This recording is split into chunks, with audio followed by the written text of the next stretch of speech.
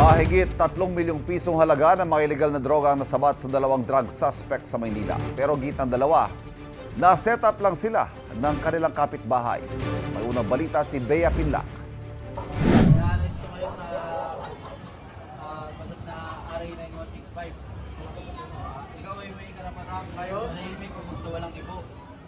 Tahimik at hindi na pumalag ang 41 anyos na lalaking kinilalang si alias DJ at ang kasama niyang 21 anyos na estudyanteng si alias Yang nang arestuhin sila sa ikinasang buy-bust operation ng pulisya sa Barangay 85, Tondo, Maynila.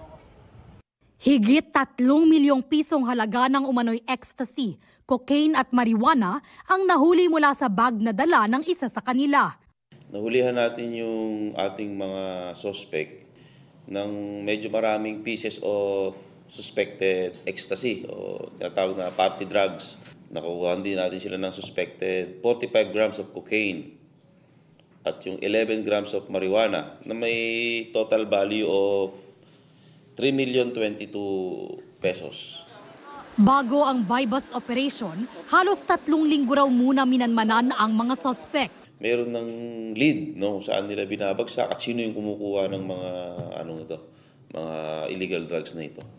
Giit naman ng mga suspect na set up lang sila ng kapitbahay ni alias DJ. Sinetap lang kami nun.